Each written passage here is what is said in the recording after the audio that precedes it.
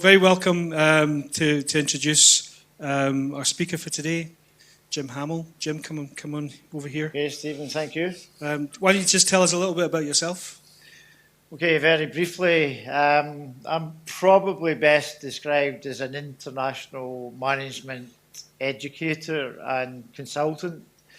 I've been working in this area for longer than I care to remember, probably the best part of 35 years. Focusing on all things digital since about 1995, 1996. And I was just actually thinking on the train coming up, I probably delivered the first ever workshop on this thing called the internet in Scotland.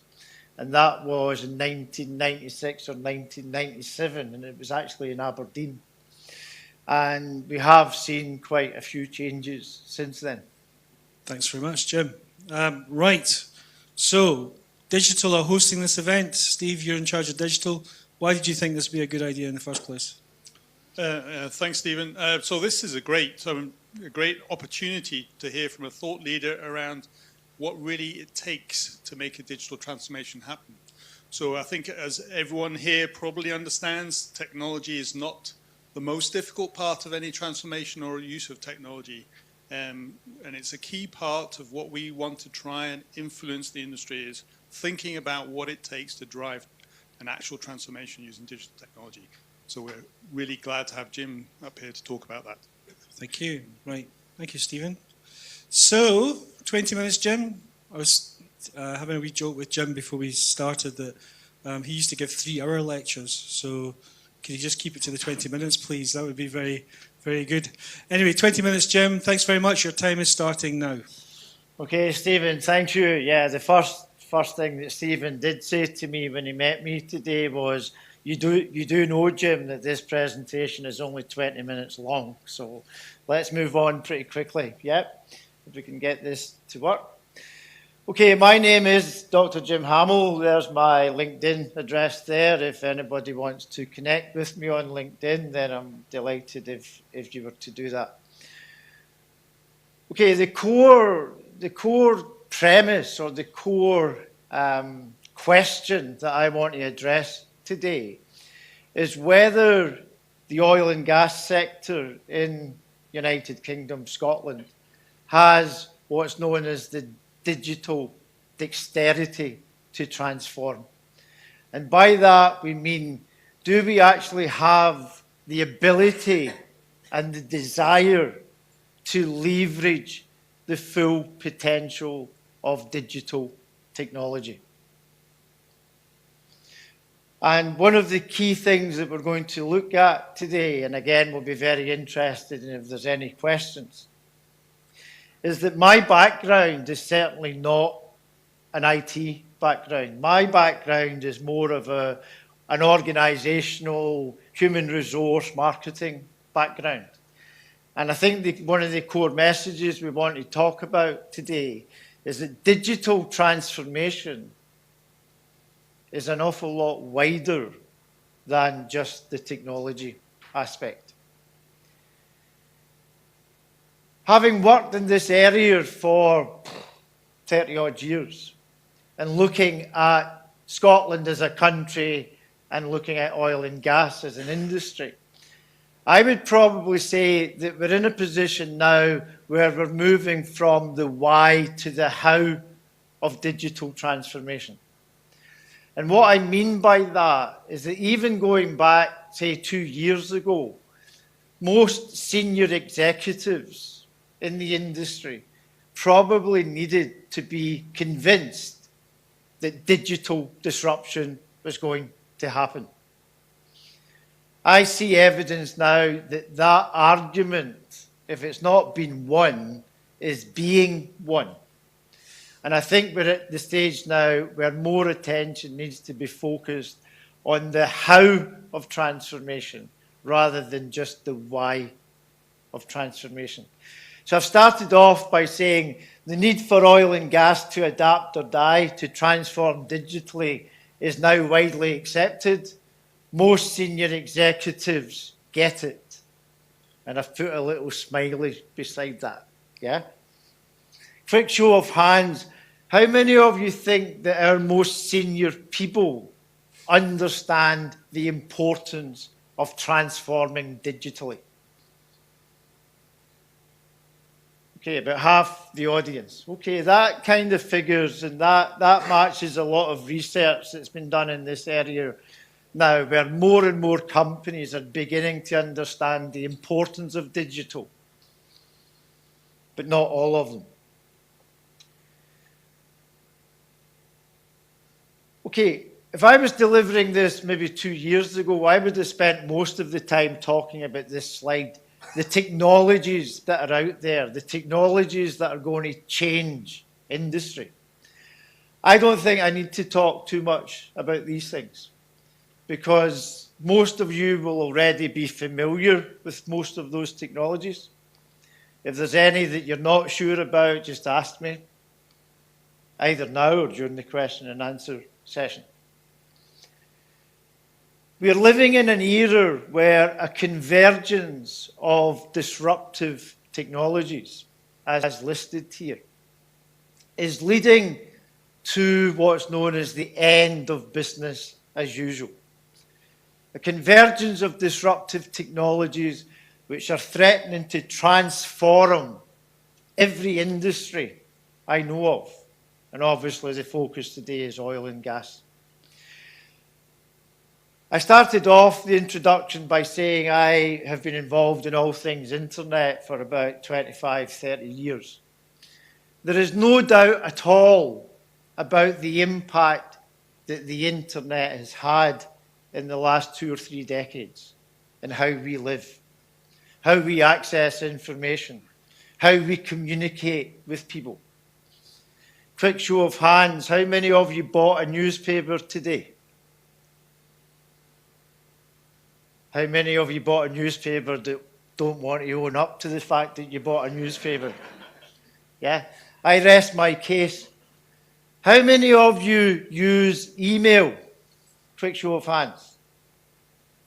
How many of you think that was a pretty daft question to ask? How many of you wish the email had never been invented?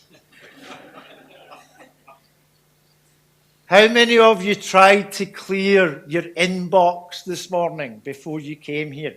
Yeah? Because it's the start of the weekend. I can guarantee you if you go back to the office after this, your inbox will be full again. Yeah? Why do I mention that? Because one aspect of digital transformation is that we've become totally addicted to email as a method of communication. There's now a better way of communicating. Right, if there's any questions about any of these technologies, please feel free to ask me at the appropriate time.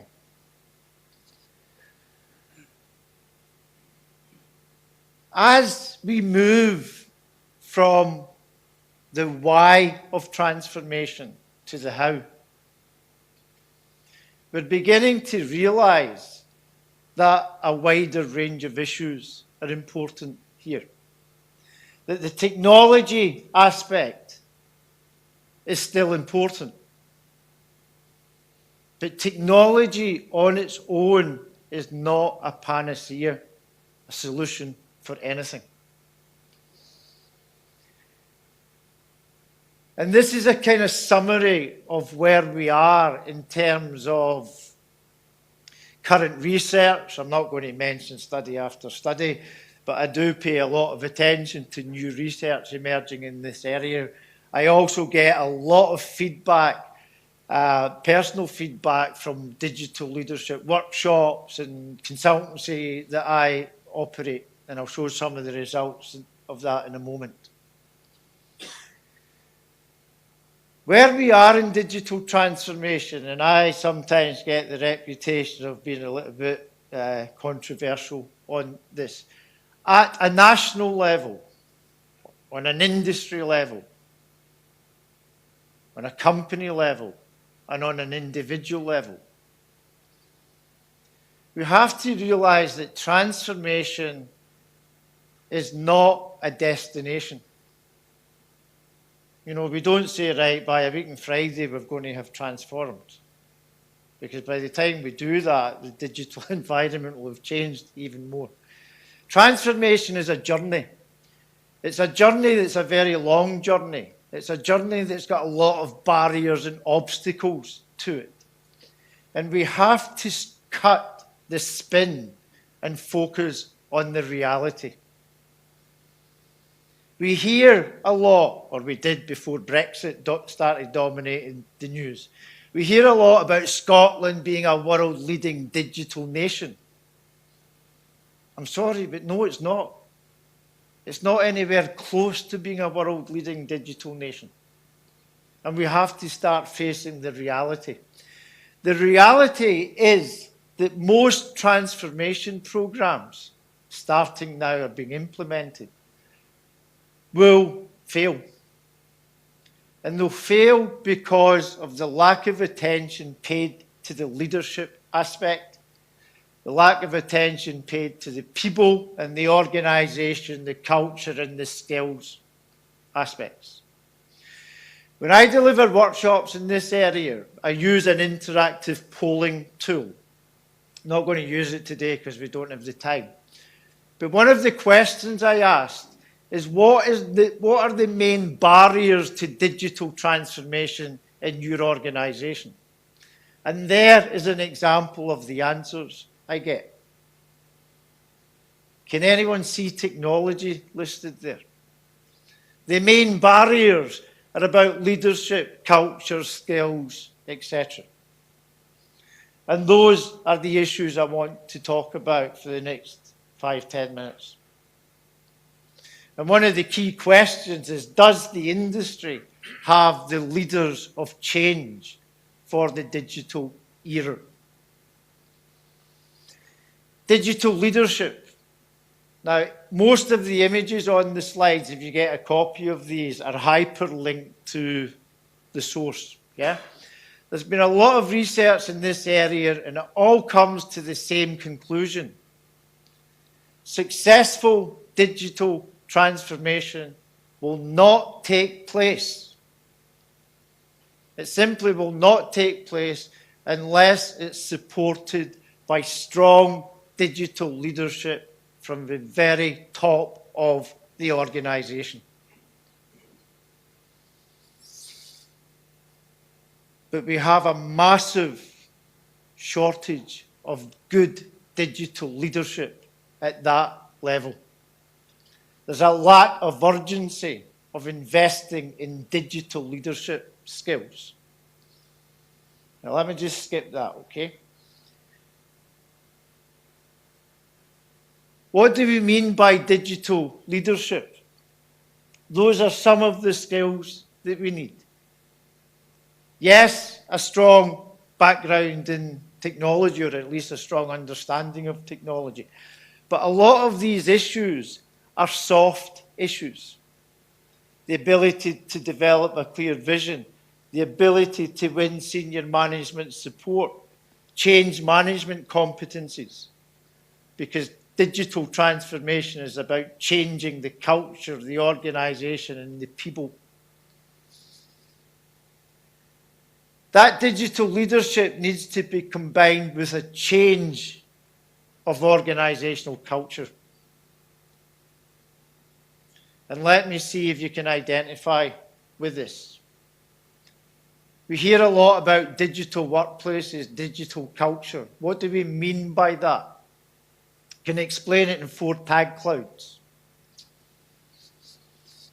Think of your organisation or an organisation that you're familiar with. Does the left-hand side explain your organisation? Unproductive, slow, hierarchical, closed, legacy management, legacy technology, bureaucratic, process-driven.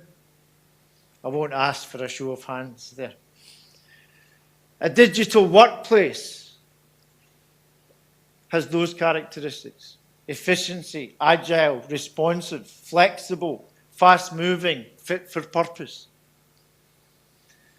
For me, that's the technology challenge. It's how we use technology to move from that type of organisational structure to that one.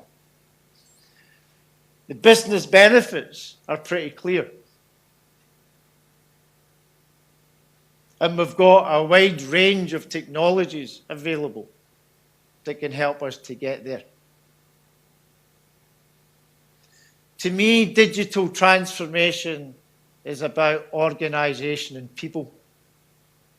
The technology aspect is important. But how many of us can identify with that organizational structure? CIO is the Chief Indecision Officer, and I don't mean to be critical of anyone, Stephen, that's certainly not you, yeah? The Vice President of Red Tape, the Vice President of the Status Quo, the Vice President of Skepticism, the Director of Paperwork. I've worked in organizational structures like that almost all of my career. Sometimes they are called universities, but I can't comment on that. Yeah? I've no idea where I got that from, but it's an organizational structure of a social work department.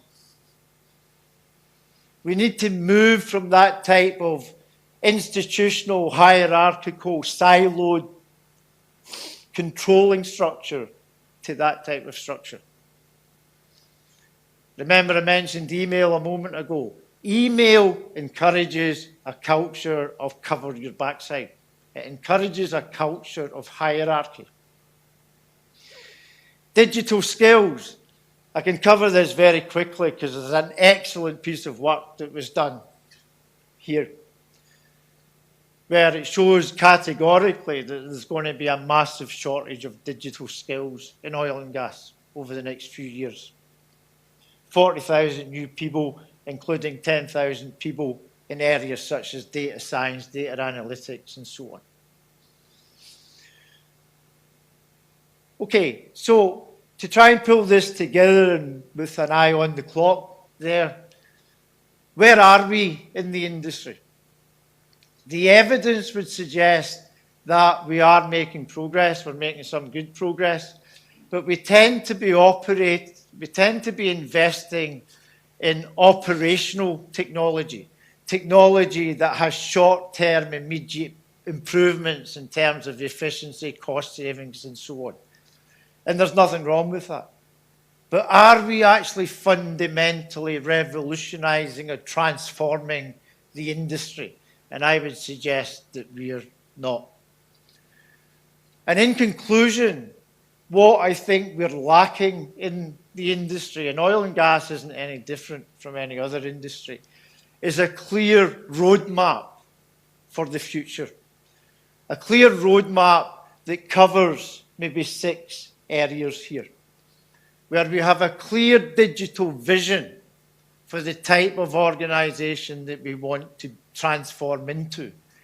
We've got clear business objectives captured in KPIs, targets. We've got a clear idea of who our customers are.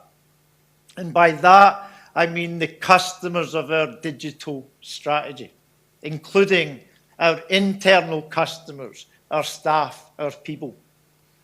What are the key actions we need to take? Because the big problem in this area is known as digital muddle. There's just far too much we can do, far too many technologies. So how do we prioritize them? Then we have the implementation aspect. How do we change the organization, culture, people, and resources? Now, I'll take any questions on that in a moment. Let me just finish off with one slide here, and it just shows you how your slides become very dated very quickly, because I'd done this before Scotland had a great victory the other night there. Okay? We have a decision to make as a nation. Are we going to become a world-leading digital nation? Or are we happy with a top quartile position, being in the top 25 countries worldwide, which is actually higher than our UEFA football coefficient? Yeah? And I'm in the fortunate position of traveling quite a lot. And One of the places I go to is the Middle East and Dubai in particular. There's a lot of aspects about Dubai that I personally don't like. But from a digital point of view, countries like Dubai and Singapore are miles ahead of what's happening in the UK in terms of digital. And the reasons for that is that they have very strong digital leadership at the very top of society.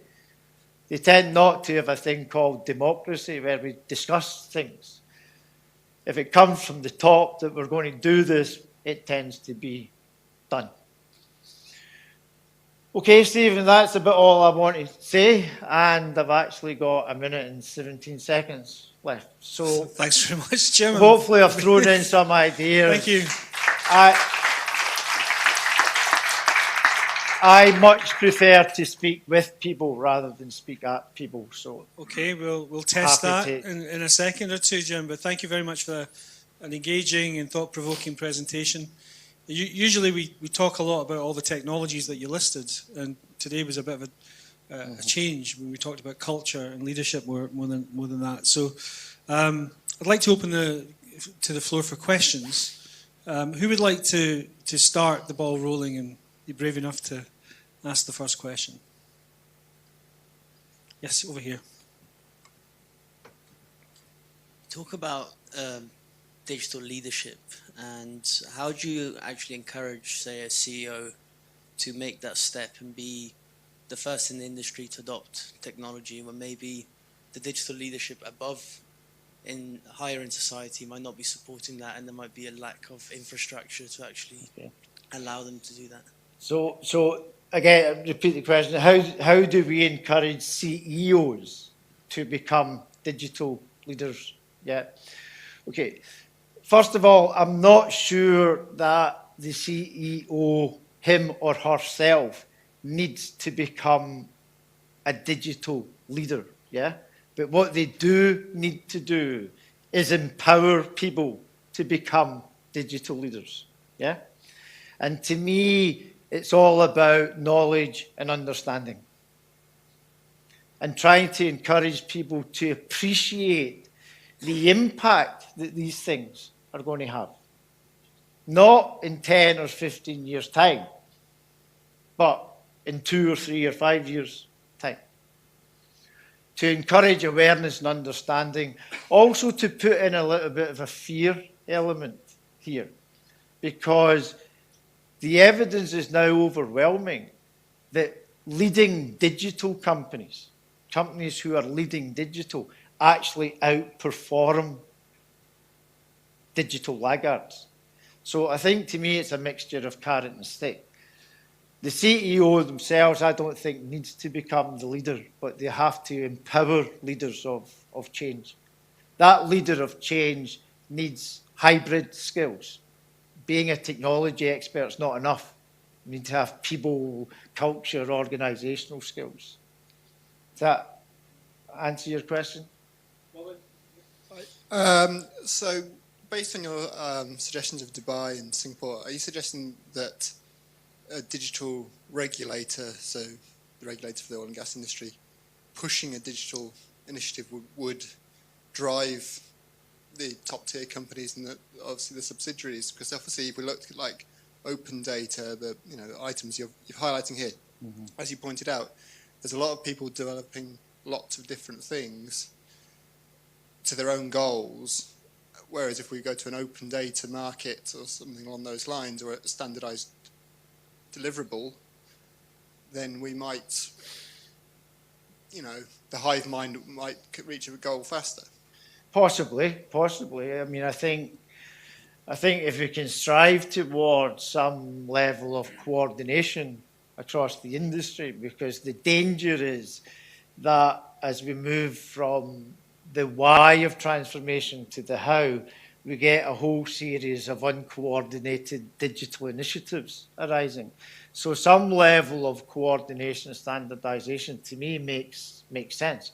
Whether that needs to be a regulator or whether it's an organisation like the one that we're standing in at the moment. I mean, I think the the work of the Technology Centre here has certainly had a major positive impact in driving the industry forward.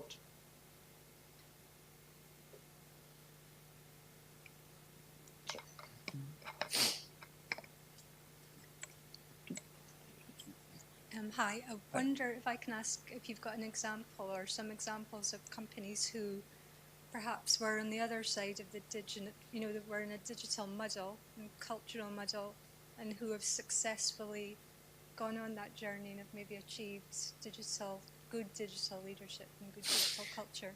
I'll give you an example. Yeah, I mean there are examples. I mean, if you look at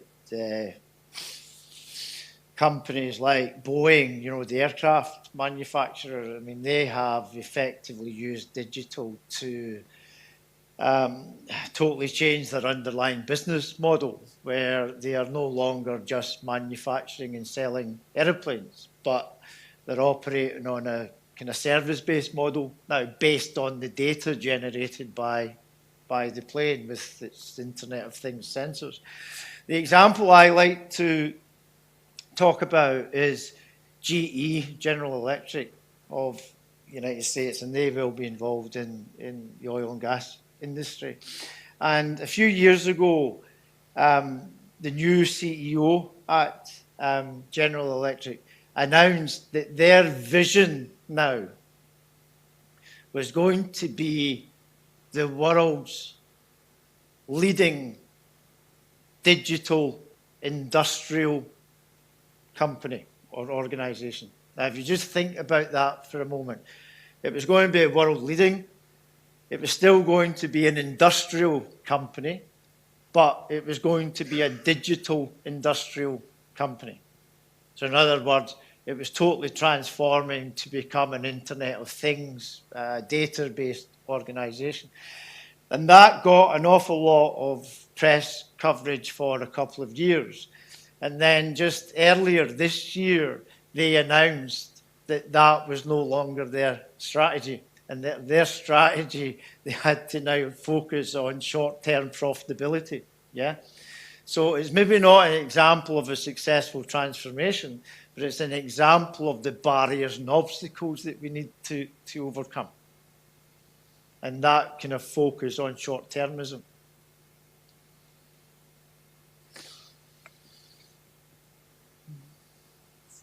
I guess carrying on from that point, how do you think this kind of goes along with the fact that a few companies in the North Sea are still kind of fighting to stay in business here? And how can you balance moving to a more digital organisation and still staying profitable and feeling like you're doing the best things you can with your investable capital? Okay. Again, that's a very interesting, I think, and a very pertinent question. Obviously, if you are struggling to stay in business, then the immediate priority is survival. Yeah, and as a consequence of that, if I just pull up that final slide there, yeah. Then as a consequence of that, your immediate priority, your immediate objective is to stay in business. And therefore, the digital strategy is one which either tries to generate an awful lot more revenue for you or tries to significantly reduce costs. So that's the immediate objective. But in the longer term, that's probably not enough, because most other companies in the industry will also be using digital to become more cost efficient and to generate more revenue. So the real transformation takes place when you actually change the under rationale model or the business model of that organization. But the immediate, there's no point going out starting a massive transformation program if you're going to be out of business in 6 months' time. The focus has got to be on surviving. But sorry, again, the question is, are they in that position because of their lack of attention to digital in the past? Yeah? Sorry. I was just intrigued. You were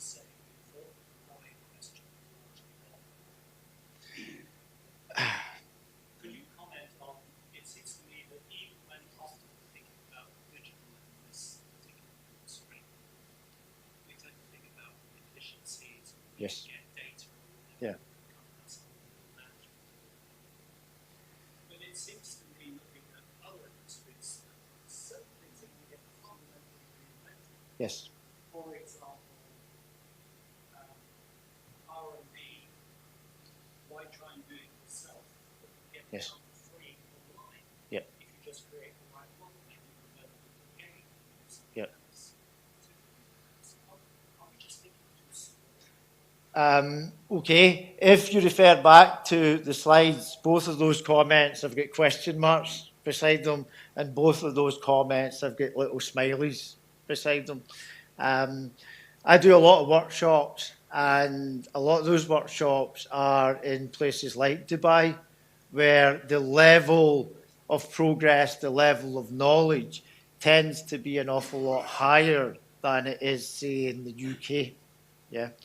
So I'm not putting that forward as a statement that I necessarily agree with. Yeah.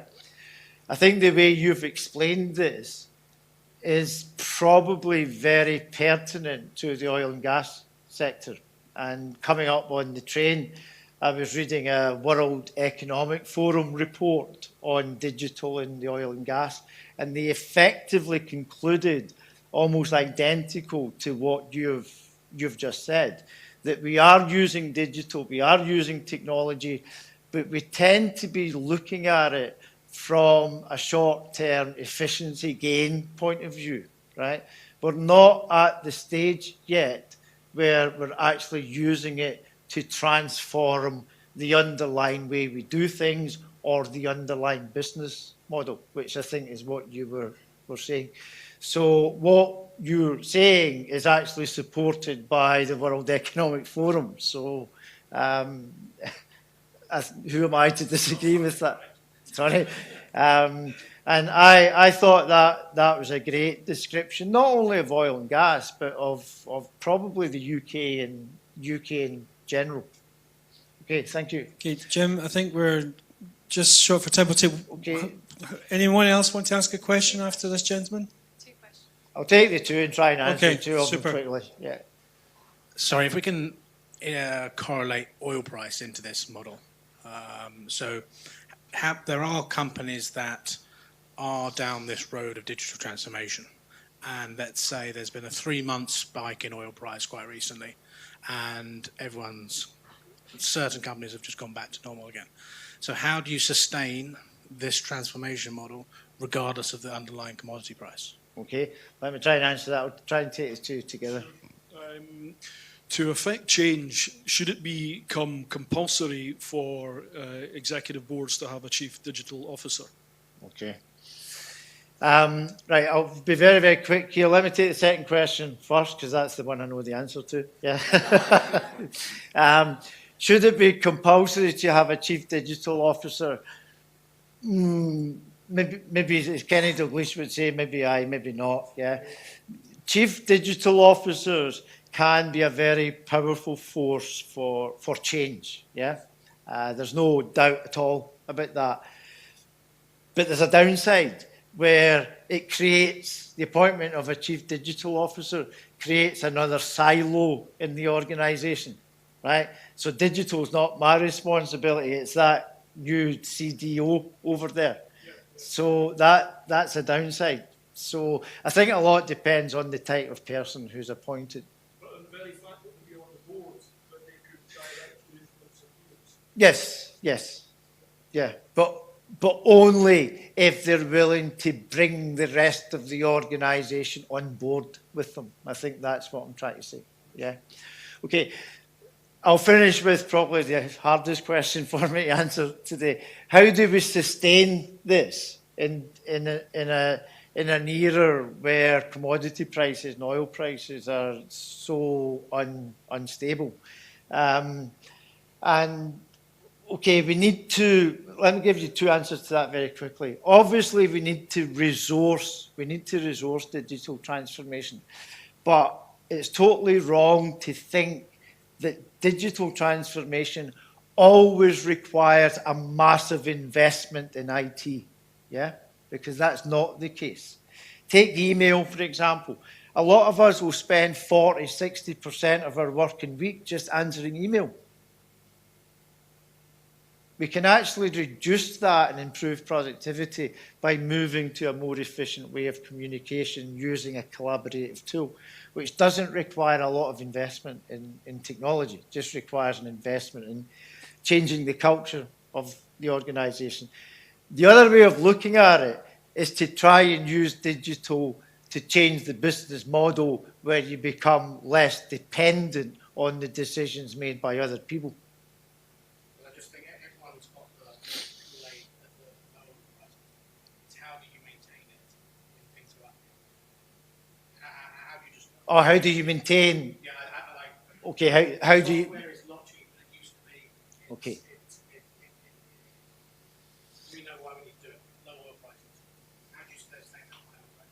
Okay, right, sorry. So basically what you're saying is, how do you maintain the momentum if the environment changes where we actually don't need to be too cost conscious anymore? And that's probably the reason why we're in this position. The industry for years has benefited from high prices. And how do you sustain it? I think it's just a question of making sure that we have not only digital leaders, but there's a level underneath digital leaders called the digital change agent. And that's probably a lot of you in the room today who are not yet in a leadership position, but you can be an agent for change within the business, if that makes sense. Okay, thank you very much. I'm going to jump in, and I guess the Compare MC, it's my prerogative to ask a question as well, just to close things.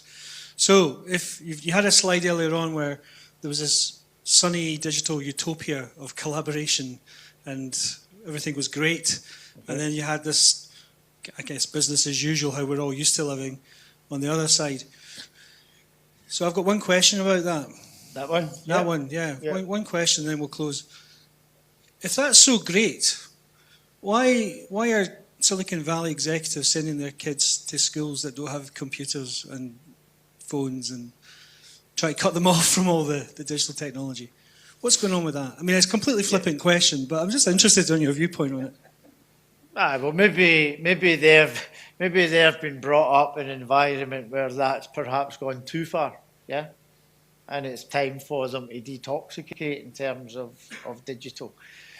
But I could equally give you other examples, Stephen. I know people who have pulled their children out of school in the UK or in Scotland, yeah? Because the dad is a senior software engineer, yeah? And what the kids are getting in terms of STEM education in school is nowhere near what they think, so they're pulling them out. So I think it's horses for courses, yeah.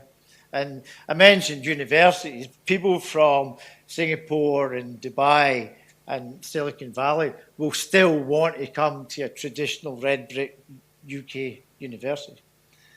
So I hope that's kind of answered your question a little bit. It was an easy one because I thought the question you were going to ask me was who's going to win the cup final in a couple of weeks' time. Well, that's a supplementary, but never mind. Thank you very much, Jim. Thank you for coming. Okay, thank you.